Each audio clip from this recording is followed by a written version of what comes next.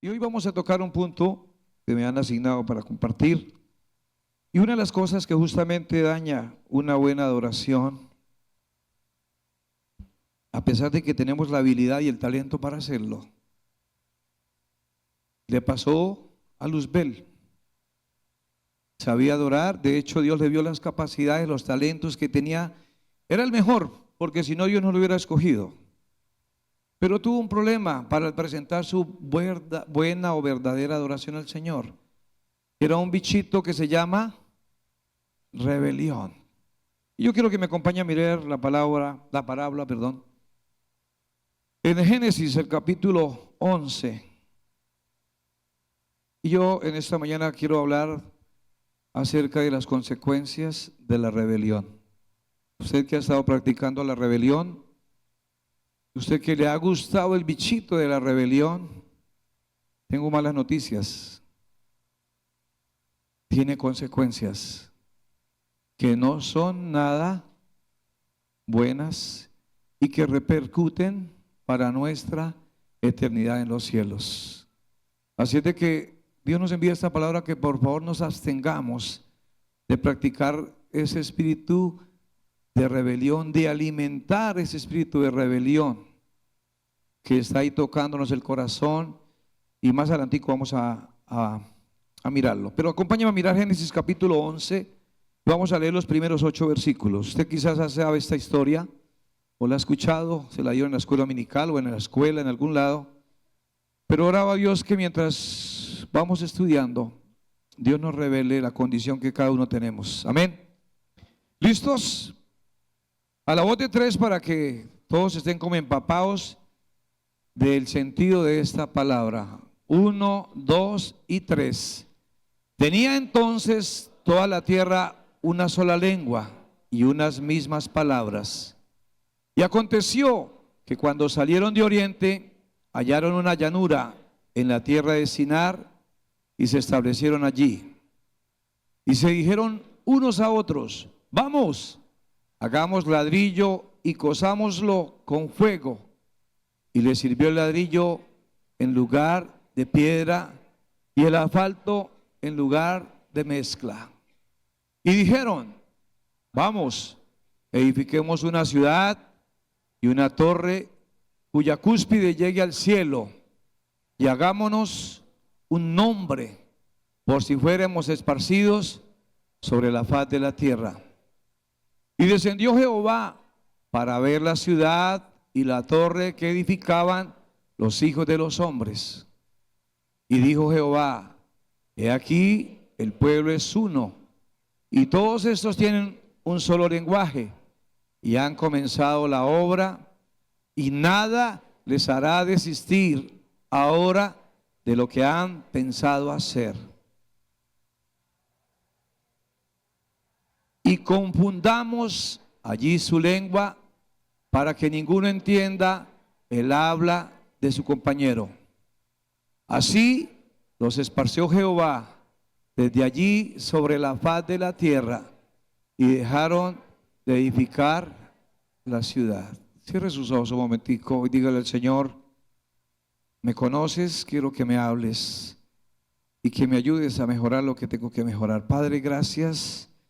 Debemos decir en esta mañana lo que dijo el salmista: lámpara es a nuestros pies tu palabra y lumbrera a nuestro camino. Oro que esta palabra, Señor, se convierta en esa lámpara y esa lumbrera para cada hombre y mujer que está en este lugar y los que nos están viendo o escuchando en otro lugar, Señor. En el nombre de Jesús te doy gracias, Espíritu Santo, por la edificación que nos aportará tu palabra para tiempos venideros. Amén. Dije que íbamos a hablar acerca de las consecuencias de la rebelión. Si Satanás se hubiera dado cuenta que al rebelarse iba a perder el privilegio que tenía con Dios, quizás nunca lo hubiera hecho.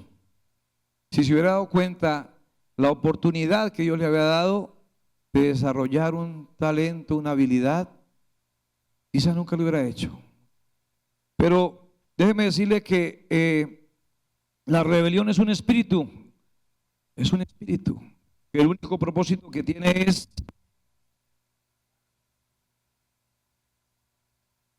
Aló, aló. Volvió. Nos quiere revelar el equipo.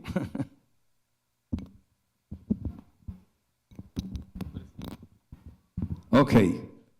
Estaba diciendo que rebelión es alimentada por un espíritu que el propósito que tiene es dañar, destruir, lastimar, ¿sí?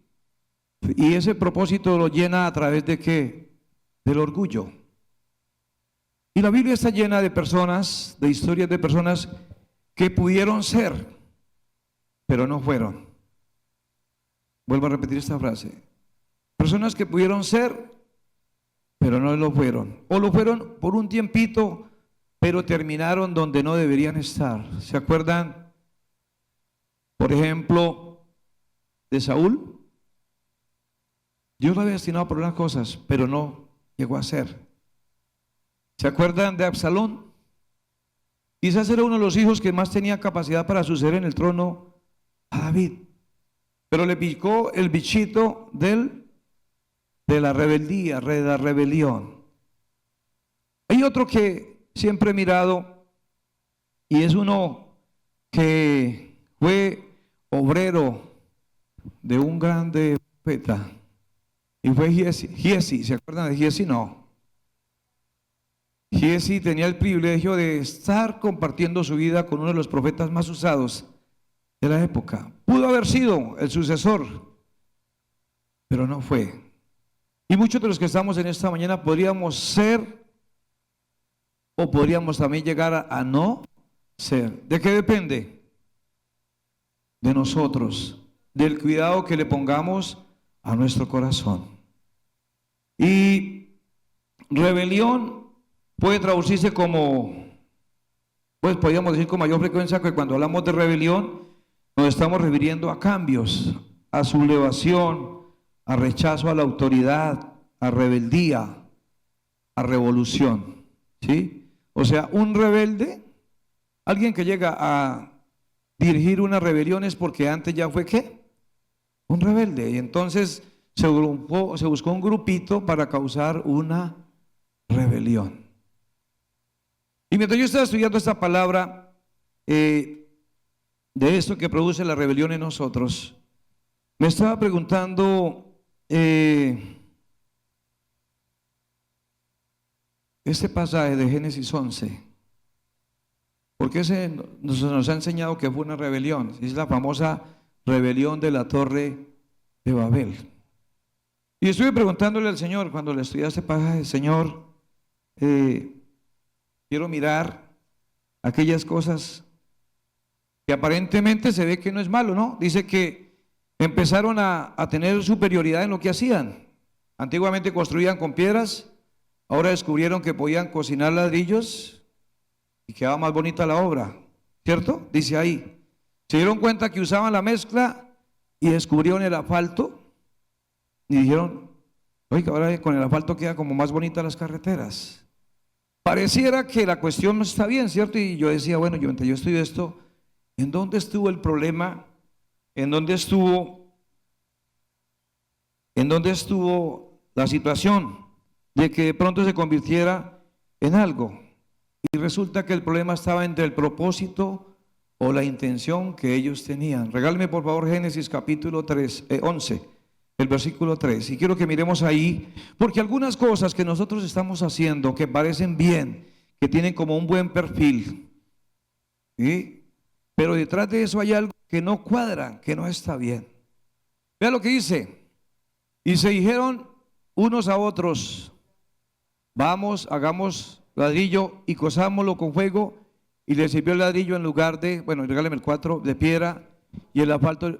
Escuche, dijeron, vamos, edifiquemos una ciudad. Por favor, no me quite ese versículo de ahí.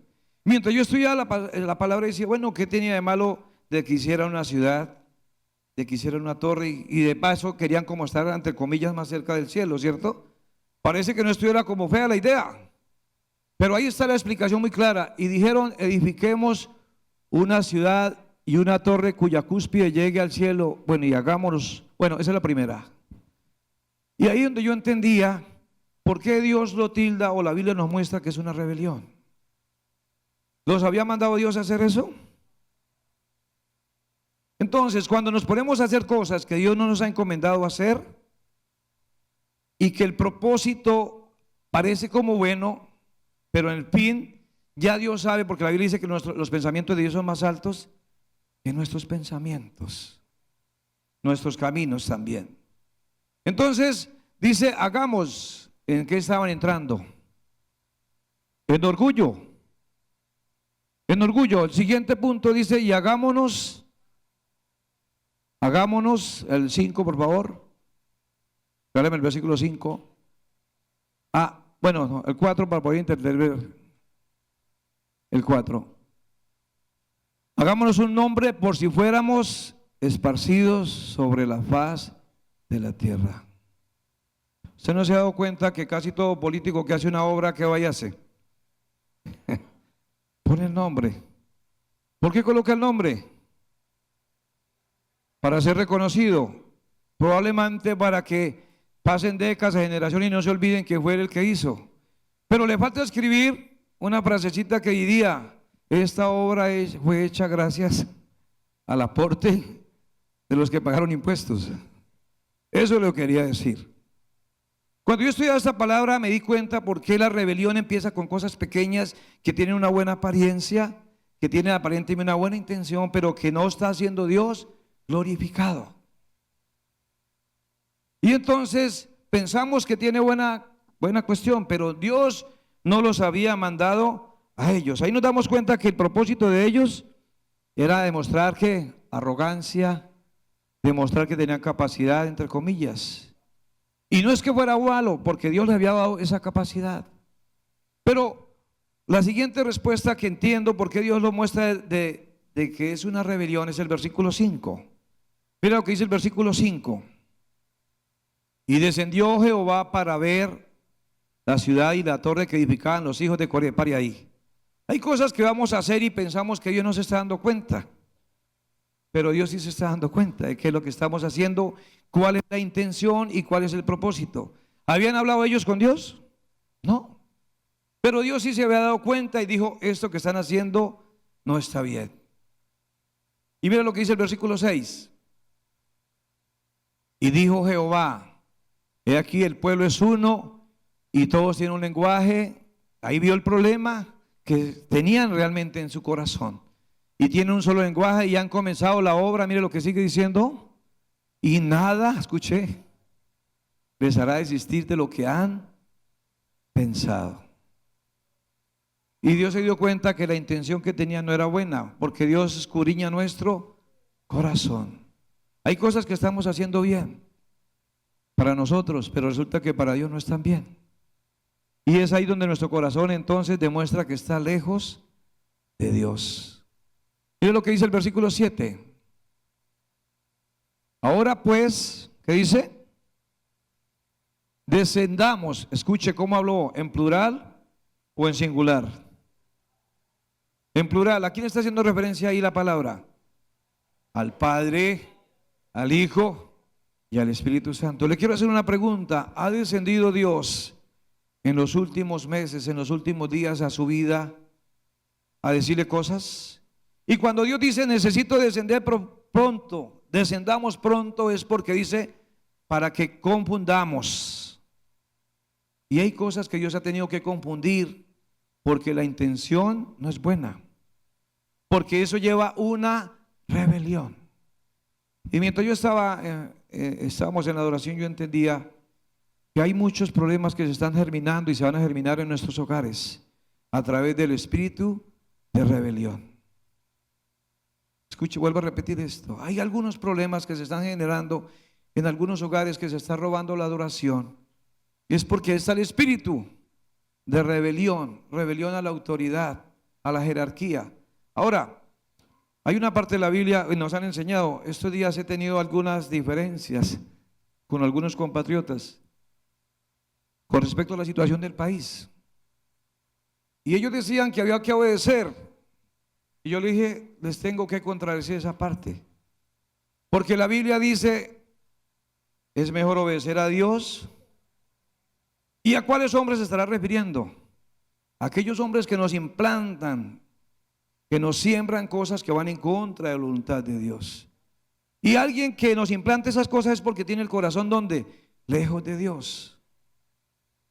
Y entonces le decía yo a unos amigos estos días, eso, hay cosas que yo no podré como cristiano aceptar de los que nos gobiernan. ¿Por qué? Porque no es que yo quiera ser un rebelde, es porque tengo que obedecer a Dios antes que a esa persona que va en contra de la voluntad de Dios. Porque la Biblia dice que la voluntad de Dios, ¿cómo es? Ya no digo más de ese tema. Pero ahí usted puede sacar muchas conclusiones de qué es lo que está pasando. Entonces la intención que ellos tenían no eran buenas. Y dice Dios, necesito descender, dice descendamos y confundamos. Sigamos con el versículo 8. El 8 dice, así que hizo Dios. Ya me le adelanté un poquitico algunas consecuencias, pero déjeme decir otras cositas antes de las consecuencias. Aquí vimos dos consecuencias. Dios tuvo que descender no a las buenas, sino con unas intenciones diferentes. Es diferente cuando Dios desciende para defenderlo o para bendecirlo a uno, a cuando Dios desciende para hacer limpieza. Y dice la Biblia que hizo el Señor ya me le adelanté algunas consecuencias. Pero déjeme decirle que la rebelión excluye a Dios de sus planes. Una persona, usted dice, ¿cómo sé que es rebelión? Porque tiene a Dios fuera de los planes. Hay gente que habla y habla bonito, pero yo no le veo a Dios por ningún lado. Entonces, ¿qué pasa? Está excluyendo a Dios de lo que ha dicho en este libro, que es el libro de los secretos. Otra, es una persona que hace cosas que Dios nos mandó a hacer, o Dios no le dijo que las hiciera. Y esas personas que nos llevan a eso, por ejemplo, alguien que nos hable de aborto, ¿lo mandó Dios a hacer eso?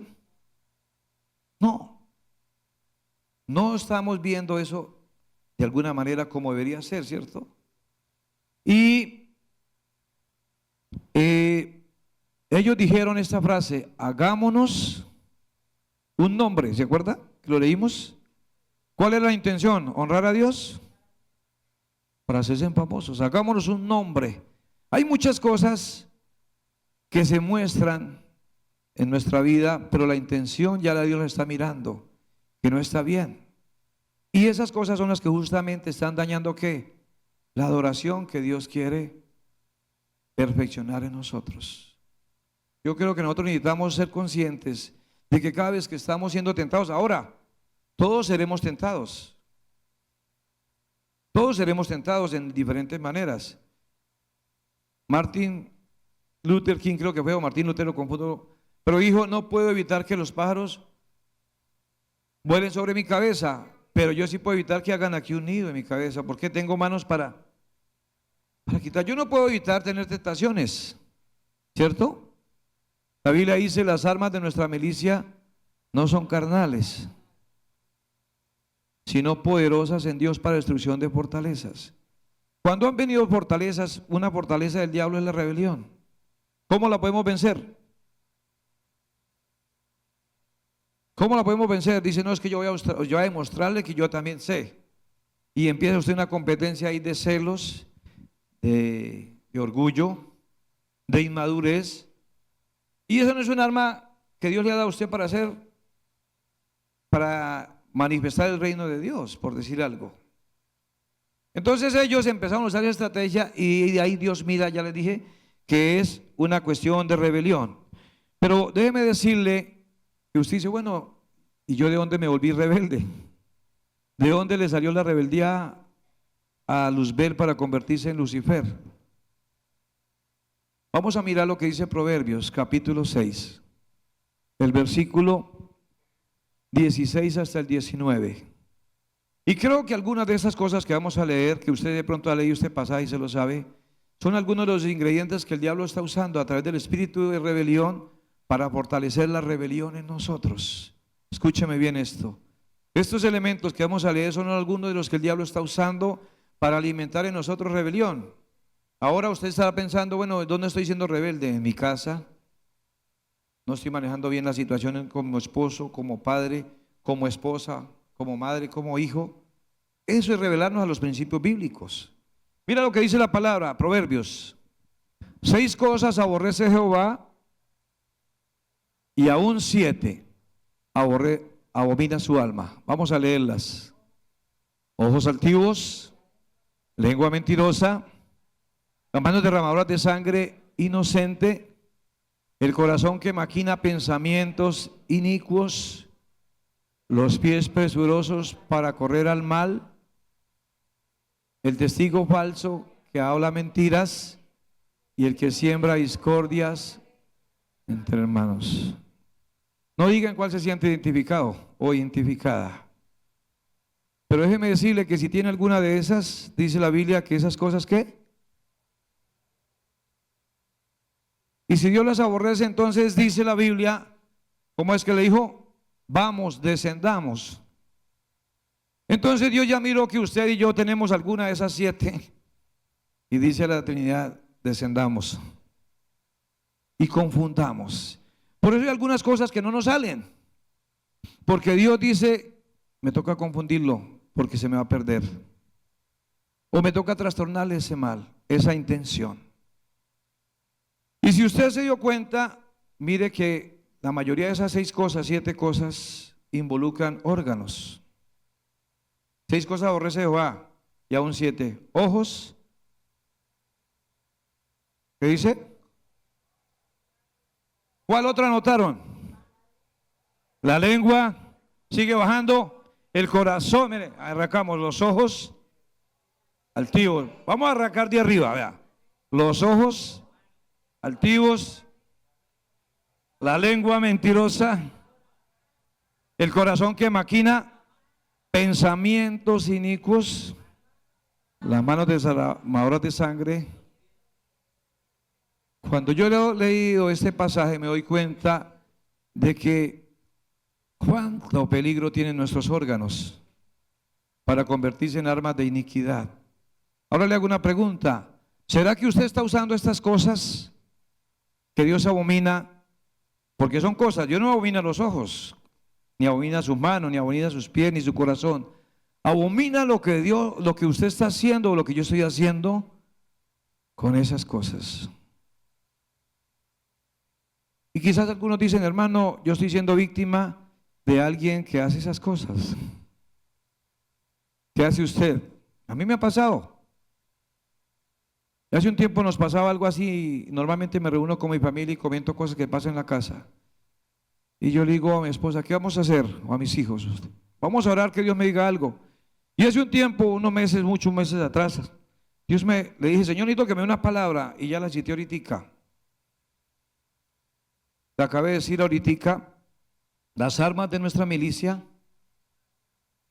sino poderosas en Dios. ¿Sabe cuál es el problema? Que cuando queremos solucionar a alguien que está teniendo problemas, ¿usted ha tenido un jefe así con ese perfil, con esas 7 cositas? ¿Se ha tenido? ¿O un compañero de trabajo, una compañera? ¿Usted cómo quisiera actuar? ¿Cierto? Quisiera derramar sangre, no inocente. Usted quisiera hacer algo, ¿cierto? Y usted dice, Dios, ¿qué hago en este momento? Pero es ahí donde la palabra nos da un manual cómo hacer las cosas. Y entonces Dios desciende, en ese caso no para confundirnos, sino para ¿qué? Para guiarnos, para instruirnos o para corregirnos, como dijo la hermana. Y no me gusta decir donde voy, no me gusta decir que soy cristiano. No por miedo ni por vergüenza, me gusta que la gente se dé cuenta que soy cristiano. Esa es una de mis misiones, se lo digo en casa, saben que yo digo esto. No me gusta decir que soy cristiano, me gusta que la gente se dé cuenta que soy cristiano. ¿Por qué?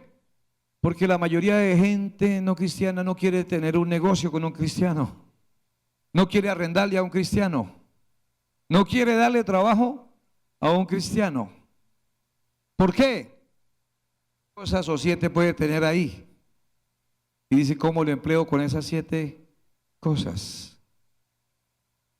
Si usted se ha dado cuenta, es fácil volvernos rebeldes con unas cositas de estas. Hace unos días, por ejemplo, en mi trabajo, Me entregaron, cargué un viaje para cierta ciudad y el Señor me entrega, uno de los empleados del jefe que me está dando el viaje, me entregó un sobre, me entregó 3 sobres. En ese momento yo estaba pagando el cargue y tenía que hacer transferencia, pagarle y esto. Y de los 3 sobres que me dio, uno llevaba dinero. Yo no sabía. Me puse, tal vez lo eché aquí, me puse ahí mismo donde me lo entregaron, me puse a transferir. Y cuando yo voy por allí saliendo de Bucaramanga, por allí por el aeropuerto, me acordé de los sobres. Y dije, yo vi esos 3 sobres, uno como gordito, y de pronto tenía algo especial. Y me pongo a buscarlo y no lo encontré por ningún lado. Se me bajó la atención. No, me dio miedo. Dios mío, ¿y ese sobre qué se hizo? Revolqué el carro por todos lados, no lo encontré. Entonces, y Dios mío, enseguida cogí el teléfono y llamé, jefe, usted me entregaron 3 sobres, aquí llevo 2, no encuentro uno de los 3, no lo encuentro, míreme si de pronto se cayó allá.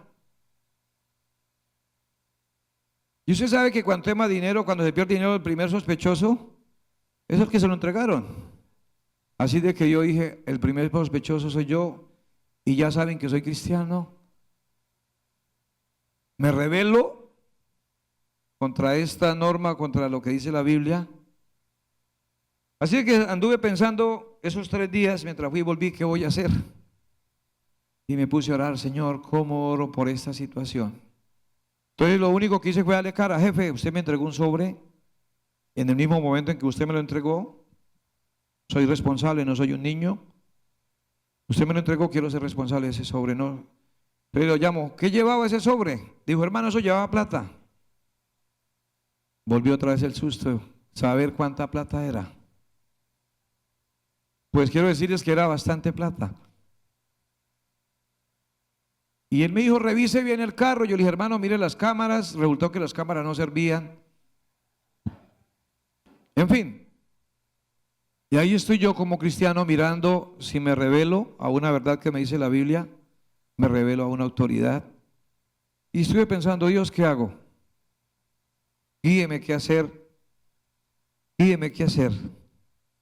Y la Biblia me recordó entonces este pasaje que dice que hay de aquel que es tropiezo. Mejor sería que se amarrara una piedra de molino y se botara al fondo del mar. Entendí que si yo me rebeldizaba iba a tener una actitud de tropiezo para algunos, para el evangelio. Porque no van a decir, mire el evangélico, van a decir, mire el evangelio, o mire los evangélicos, mire los cristianos. En ese momento me estaba picando el bichito ¿de qué me estaba picando el bichito? Porque alguien se me acercó y me dijo, venga, ¿usted contó la plata? Le dije, no. Digo, entonces, ¿qué va a responder? Entre comillas, tiene razón, ¿cierto? Pero por encima de eso estaba el grado de confianza que habían depositado en un cristiano de entregar un sobre sin contarlo.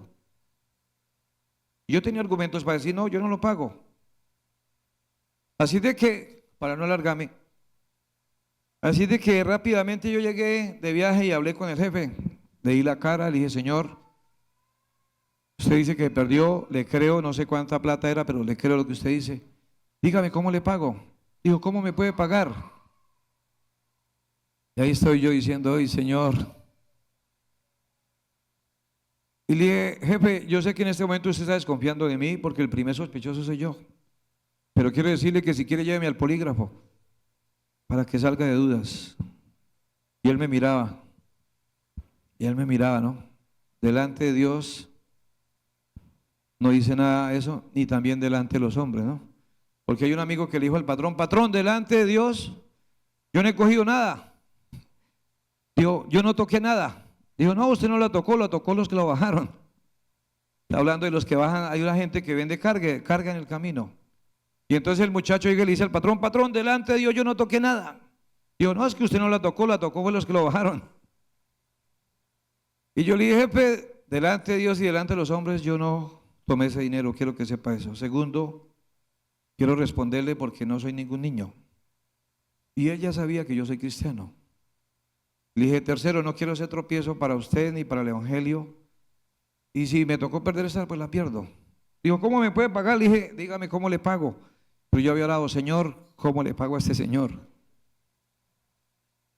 Se quedó mirándome y dijo, ¿cómo me puede pagar? Le dije, pues deme trabajo. Así es de que si pensaba, me acordé de lo que dijo José, ustedes pensaran hacerme mal, pero Dios lo encaminó para bien.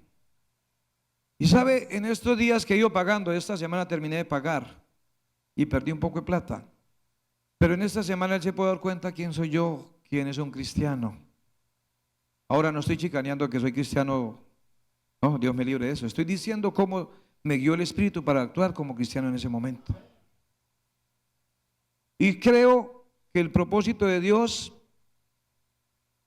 es confundir los planes de aquellos que nos hacen daño. Entonces se me acerca alguien y dice, ¿usted de quién sospecha que lo cogió? ¿De quién sospecha que lo cogió? Le dije, pues no puedo señalar a nadie porque no vi a nadie. Le dije, pero lo más sospechoso es los que estaban aquí conmigo. Sé que algún día se sabrá la verdad. Pero me siento satisfecho de no haber caído en rebelión. Ahora hay cristianos que podríamos caer en rebelión con Dios. Señor, pero ¿usted dónde estaba? Cuando se me cayó el sobre, Espíritu Santo, ¿usted dónde estaba? ¿Por qué no me defendió? ¿Por qué no hizo algo por mí? Y ese sería un momento que el diablo usaría, ¿para qué? Para inyectarnos espíritu de rebelión. No vuelvo a la iglesia, no vuelvo a ofrendar, no vuelvo a diezmar. Me retiro ¿de qué? Me retiro de la casa, voy a abandonar a mi esposa, a mi esposo. El diablo podría bombardearnos con cosas como esas. Porque hay gente que le salen las cosas mal y entonces busca culpables. ¿Y sabe qué? Me sentí bien de haber pagado esa plata, aunque perdí. Porque sé que en ese momento pude presentar defensa del Evangelio. Ahora, el diablo que quería que yo me rebeldizara contra Dios. Y diga, como dijo la esposa de Job, maldígase Dios y muérete. Y déjeme ahora describir, antes de mostrar las conclusiones, en los 10 minutos espero terminar. Pero déjeme escribir, y la Biblia nos describe personas a las que el espíritu de división, de rebelión, de desobediencia, de rebeldía está morando en ellos y los tiene ahí amarrados, atados. Y mira lo que dice Números capítulo 16, vamos a leer estos 4 versículos. Y la Biblia nos habla de la historia que usted ha leído, de Coré, la rebelión de Coré. Ojo, si se encuentra con un rebelde y lo está enfilando en el grupito de él, por favor, huya. Porque el rebelde tiene labia. El rebelde tiene cháchara. Tiene sagacidad. Y por eso es que usted llega y está ya jugando con sus amigos de barrio y le dice, pero usted ¿para qué va a ir a la iglesia? Para no vaya. Su señora ya metida todo el tiempo en la iglesia y mire, huya de esa gente. Mira, vamos a leer capítulo 16, versículo 1 al 4. Y aquí nos narra, antes de leer, nos narra la historia de un hombre que había sido escogido por Dios. Era la tribu de los levitas, o sea que tenía capacidad para hacer cosas importantes para el pueblo, un talento importante. Y este hombre se rebeló. Vamos a leer, dice, voy a leer a favor de ustedes. Coré, hijo de Izar, hijo de Coat, hijo de Leví, o sea, era levita, y Datán y Abirán, otros 2 más, hijos de Eliab, y On, hijo de Pelec, de los hijos de Rubén. ¿Qué hicieron? Tomaron gente. ¿Un rebelde qué hace? Captura gente, toma gente. Y se levantaron contra Moisés con 250 varones de los hijos de Israel. Y escuche la característica. No eran cualquiera. Eran príncipes de la congregación de los hijos de consejo, del consejo. ¿Varones de qué? ¿Cómo eran esos 250? Tenían influencia. Y sabe, una de las características que el diablo usa es eso, buscar gente de renombre para tentarlo con el bichito de la rebelión y que no se conviertan en buenos adoradores del Señor. Sigamos. Y se juntaron ¿contra quién? Contra Moisés y Aarón y les dijeron, basta ya de vosotros, porque toda la congregación, todos ellos son santos y en medio de ellos está Jehová ¿Por qué pues os levantáis vosotros sobre la congregación de Jehová? Con pregunta, ¿no? Están cuestionando. 4. Cuando oyó esto, Moisés se postró sobre su rostro. Me gusta la actitud de Moisés. ¿Sabe? Cuando usted lo señalan de algo que usted no ha hecho, Dios pelea por usted. Cuando un rebelde lo señala a usted de algo que usted no ha hecho, Dios lo defiende.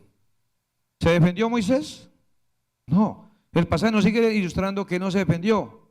Y vino idea, más adelante dice, bueno, en el versículo 5, árgaleme el 5. 5, por favor.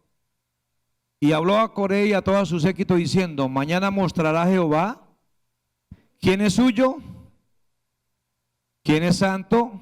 Miren las características. ¿Quién es suyo? ¿Quién es santo? Y hará que se acerque a él, al que él escogiere, a él lo acercará así. Escúcheme, dejémoslo ahí. Ahí le está diciendo Moisés, no me voy a defender, me va a defender Dios. Y yo le dije al Señor aquí que días, Señor, yo sé que Dios le va a demostrar quién fue el rebelde que se cogió ese sobre. Y sabe, no tenemos que luchar para que Dios nos defienda, para que nosotros defendernos nosotros mismos. Dios nos va a defender. Pero déjeme decirle a través de esto algunas características que llevan los rebeldes, que mantienen los rebeldes. Usted puede tener un rebelde en casa, puede ser usted como esposo, como esposa, como hijo, puede ser un rebelde. Y dice, un rebelde es el que divide. Dice que se juntó y se trajo 250 príncipes, ¿cierto? ¿Cómo eran? Dijimos que eran ¿de qué? De renombre. Siempre un rebelde quiere buscar gente de renombre para chicanear. ¿Veas qué? Los tengo aquí, son míos, son mías.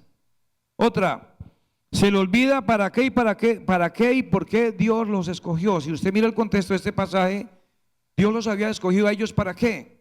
Cuando iban a transportar o a mover el tabernáculo, Aarón y los hijos de Aarón cubrían el tabernáculo, y estos, Coré y la gente de él, no incluidos los 250, ¿no? Coré y los otros levitas eran los encargados de cuidar y de transportar eso. O sea, tenía un trabajo especial, algo importante. Un rebelde se le olvida que Dios le ha dado un privilegio de servir, de fluir, de manifestar el talento que Dios ha puesto en él. Un rebelde es aquel que quiere tener una posición que Dios no le ha asignado. ¿Qué posición querían ellos tener? Querían tener el cargo de Moisés. Dice, ¿acaso Dios los habla solo por ustedes? Y otra, regáleme el versículo 8 al 10, ahí para aclarar ese puntico. Ahí mismo, el versículo 8 y 10. Dijo más Moisés a Coré, oíd ahora, hijos de Leví, para explicar el punto que le acabo de decir. ¿Os es poco que el Dios de Israel os haya apartado de la congregación de Israel, acercándoos a él para qué? Para que ministréis en el servicio del tabernáculo de Jehová y estéis delante de la congregación para ministrarles. El 10, a ver si me ayuda también. ¿Y qué te hizo acercar a ti y a todos tus hermanos, los hijos de Leví, contigo? Dejémoslo ahí. Escúcheme. Cuando una persona cae en rebeldía, desprecia la posición que Dios le ha dado. El ministerio, podríamos ser, o la función que tiene en la casa, la función que tiene en un empleo que Dios le dio. Porque hay gente que por la misericordia de Dios han llegado a cargos importantes, pero estando allí se le olvida tener contentamiento y empiezan a aspirar ¿qué? A moverle el piso al patrón o a moverle el piso al compañero. Eso es una actitud de un rebelde. Si usted está siendo tentado a eso, por favor, no lo haga, porque van a haber consecuencias. Voy a decir otra rápidamente. Justifica con una aparente santidad o falsa santidad la rebelión. Devuélvame el versículo 3. El problema le surgió a Coré porque él se sentía, ya tengo capacidad, sé hablar como Moisés, sé hacer las cosas como Moisés, como Aarón. Mira lo que dice: y se juntaron contra Moisés y Aarón y le dijeron: basta ya de vosotros, porque toda la congregación, mire esta parte, es lo que quiero mostrar. Todos ellos, regáleme, sigamos. Sigamos. Todos ellos, no, donde dice toda la congregación, santos. ¿Dónde dice? Vea, son santos, ahí está. Toda la congregación, todos ellos son. ¿Usted cree que eran santos? ¿Ah? Dios les dijo: este pueblo es de dura cerviz. Y este Señor viene y los pone en un nivel de santidad que no tenían. Hay gente que el rebelde quiere, un rebelde a veces quiere aparentar un nivel de santidad que no tiene. Dice la congregación: todos son. ¿Usted cree que eran santos? Yo no podría decir aquí que todos somos santos hoy, incluido yo también. Pero dar un diagnóstico de eso es bastante complicado. Ahora sigo.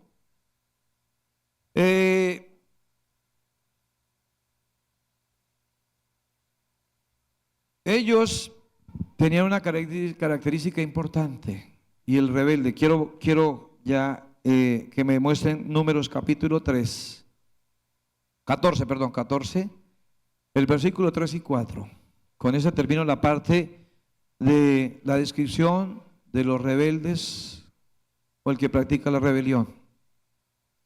¿Sabe? Ellos tenían una característica importante. Si usted lee, estamos estudiando el capítulo 16, pero el capítulo 3 y 14 nos da una descripción de que a ellos ya les gustaba la rebelión, ya les gustaba la rebeldía. Y a veces tenemos antecedentes que nos toca limpiarnos para no caer en rebelión. Mira lo que dice. ¿Y por qué nos trae? Le están haciendo el reclamo.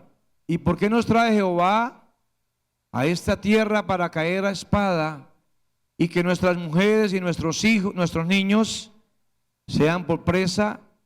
¿No nos sería mejor volver? ¿A dónde? A Egipto. Dejémosla ahí. ¿Sabe? El diablo, cuando nos inyecta el espíritu de rebelión, la intención que él tiene es hacernos volver ¿a dónde?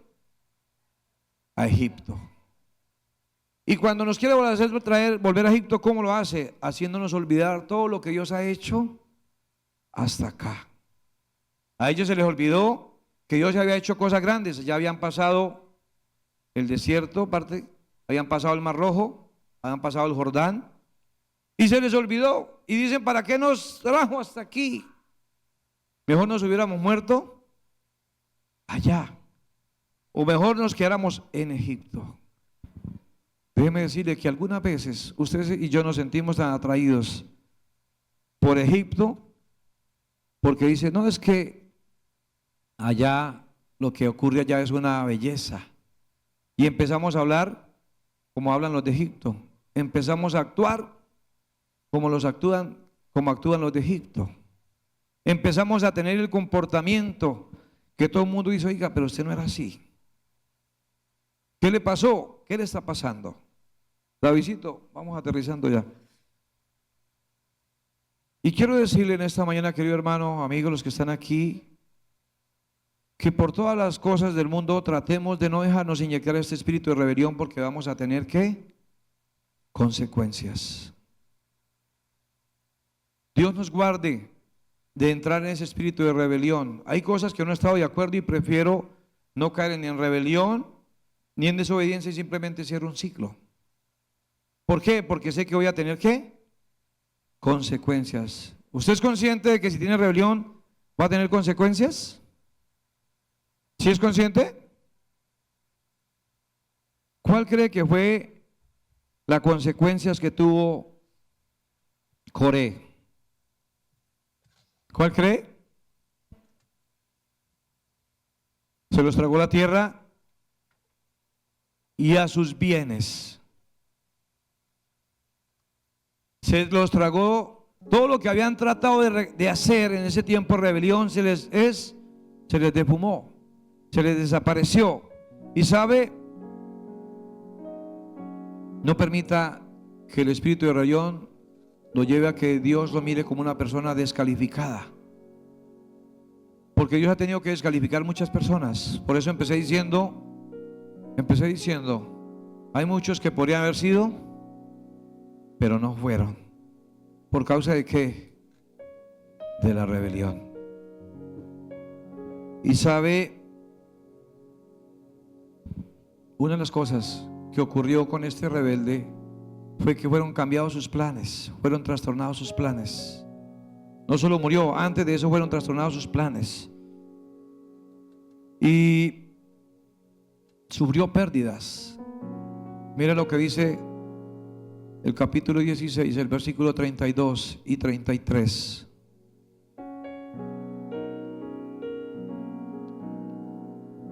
Regálame capítulo 16, versículo 32 y 33 de Números.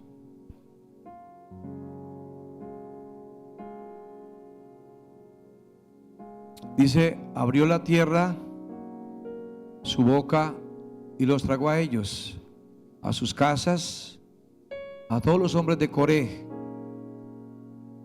Escuche bien esa frase, a todos los hombres de ¿qué? ¿Cuántos eran? ¿Cuántos eran? 250 príncipes de renombre.